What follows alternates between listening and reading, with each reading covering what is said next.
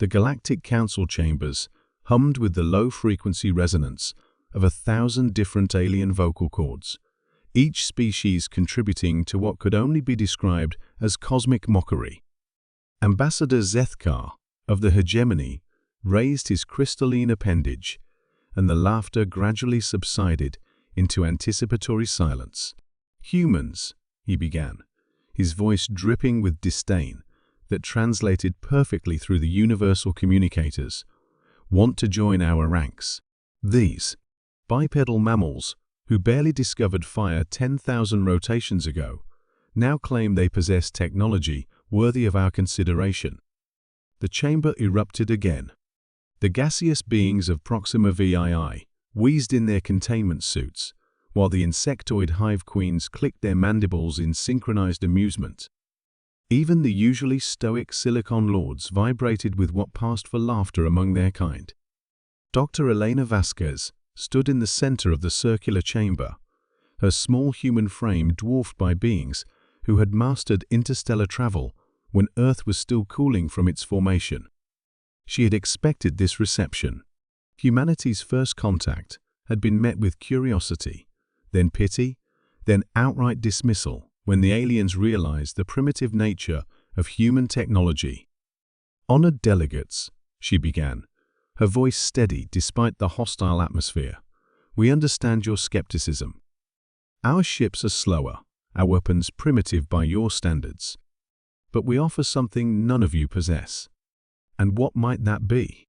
sneered General Voxthal of the destroyer fleet, his 8 eyes focusing on her with predatory intensity. "Crude nuclear fusion? Chemical propulsion? Perhaps your quaint electromagnetic communications?" "Desperation," Elena replied quietly, "and the willingness to explore what others consider impossible." The laughter began again, but Elena pressed on. "You've all reached technological plateaus.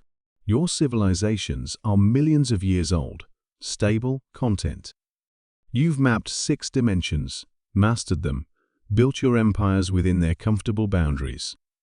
But you've stopped pushing forward." Ambassador Zethkar's crystalline form flickered with irritation. "We have explored every viable dimension, human. The 7th exists only in theoretical mathematics. It cannot be breached without catastrophic quantum decoherence. Even if it could be accessed, nothing could survive the transition." "You're right," Elena said, activating her personal communicator. "Nothing from your reality could survive, but something new might be born from the attempt." High above Earth's orbit, hidden behind the moon's dark side, Captain Marcus Webb received the signal. The UNSF Prometheus hung in space like a metallic tumor, its hull scarred and blackened from countless failed experiments. Unlike the elegant vessels of the galactic powers, it was ugly, functional, built from desperation and human stubbornness. "You heard the lady," Webb announced to his crew of volunteer scientists, engineers, and outcasts who had signed up for humanity's most dangerous experiments. "Light her up."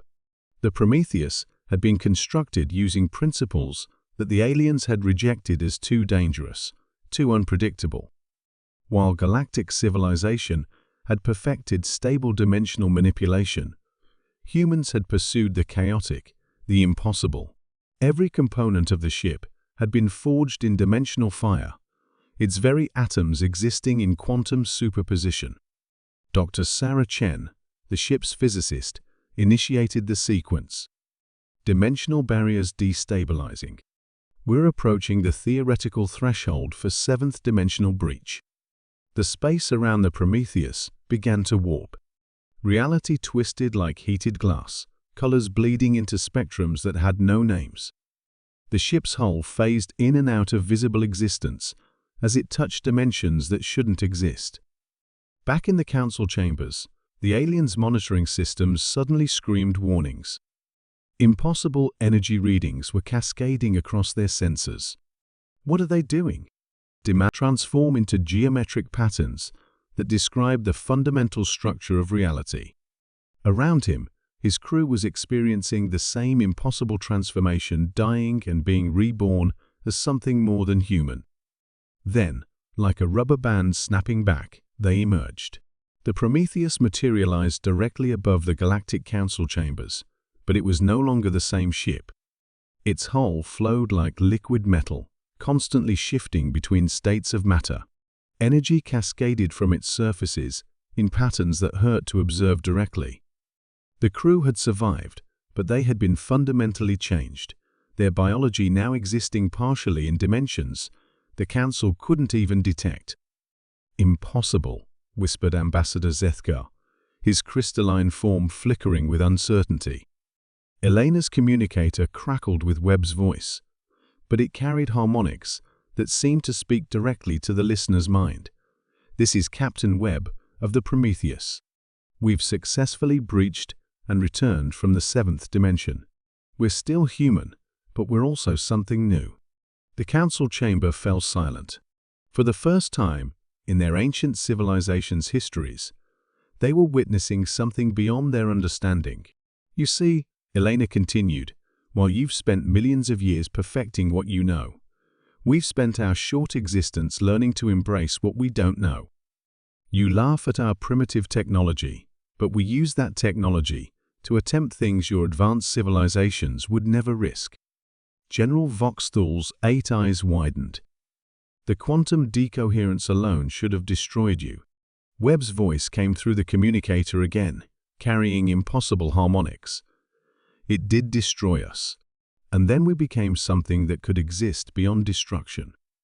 The Prometheus slowly descended toward the council chambers, its transformed hull phasing through solid matter as if it were merely a suggestion. The crew was visible through the transparent sections, but they seemed to exist in multiple states simultaneously: human, energy, mathematics made manifest. "We're not here to conquer or demand," Elena announced to the stunned assembly. "We're here to offer partnership. You have wisdom, stability, knowledge accumulated over eons. We have desperation, curiosity, and the willingness to risk everything for the impossible. Together, we might achieve things none of us could accomplish alone." The silence stretched for long moments. Finally, Ambassador Zethkar spoke, his voice subdued. "The 7th dimension. What did you find there?" Elena looked up at the Prometheus.